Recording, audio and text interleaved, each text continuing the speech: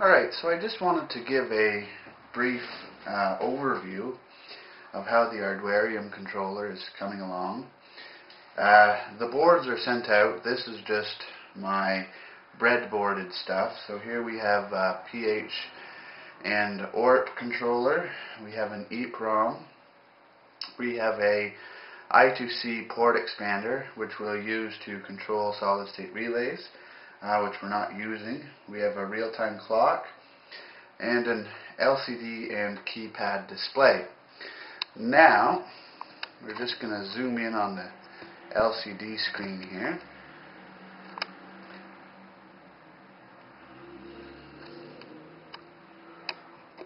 If it'll focus, there we go. Alright,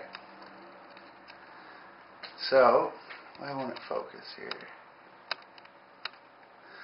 Well, you'll be able to see that. So what we've got basically right now, the temperature sensor isn't hooked up, but it'll display temperature here. We have the real-time clock here, and we have the current pH reading, and the sensor is actually just sitting in a cup of aquarium water. The cool part is all the functions that are built in. So if we go here and we have a settings feature, and basically you've got settings, temperature set right now to 79.8, current time, and we press that to get out of it.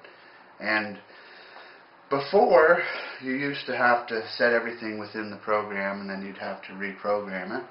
But with the EEPROM we can store values. So if we go into configure, we have 1 to set time, 2 to set the temperature you want, 3 for lights on and off, and 4 to configure pH. There's going to be a whole bunch more. We're going to add moonlight in wave makers, things like that. So 1 to set time, and it'll say put in the month. So we put in 12. Day is 4, so we put in 04. Year is 2009. Hour is 14. Minute is, what is the minute here? 37. And then once you're done, it'll say done. Press number to exit. And you can see we've got 2:37 p.m.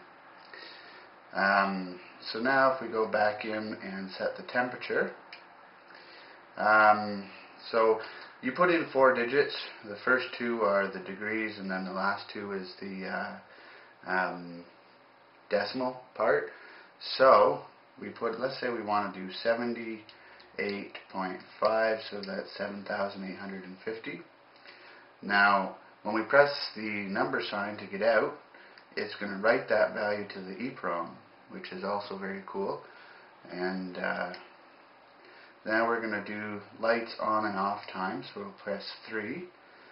So set lights on in 24-hour format. So I'd like them to come on at 8 p.m. or 8 a.m. sorry. Lights off we'll do at 6 p.m. so that's 1800 hours.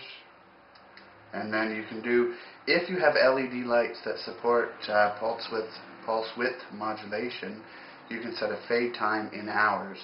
On my aquarium right now I have it set to 1 hour, but you could have it fade over like a really long period of time, but 1 hour seems to be good.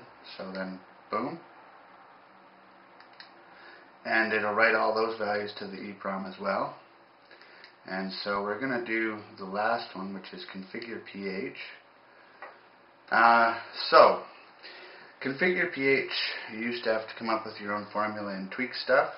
Right now, all you have to do is put it in a pH 10 solution, change one variable resistor to read, so this reads 800, and right now it's 679, and our pH reading is going to be screwed up after I'm finished.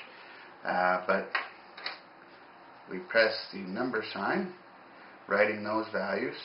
So now we take a break because we have to put it in a different solution. So we place in pH 7, press star to start. So now we press star to start, and basically it just takes it takes 100 readings and then averages them and writes that value to the EEPROM. And because we know those two values, we can figure out any single value of pH that we want. And so it's finished. Now, we're going to simulate a power loss, just unplugging it. This happened to me a little while ago and wreaked havoc on the aquarium because I had the temperature set really high for some in the program, just because. But if we go back, and we'll see time is right, pH is wrong. So it's going to be wrong. But if we go to the settings, you'll see that our temperature of 78.5 was saved. I can't show you the lights on and off time, but the lights on and off times has also been saved. And of course the real-time clock has its own battery and things, so it's done as well. Now this doesn't look very pretty, but it is allowing for a fully automated aquarium, and it's actually quite exciting. So I hope you enjoyed the video, and if you have any questions, you can visit my website. I'm actively developing it right now. The boards are coming in, and once the boards are in, we can do a lot more stuff. So I hope you enjoyed the video.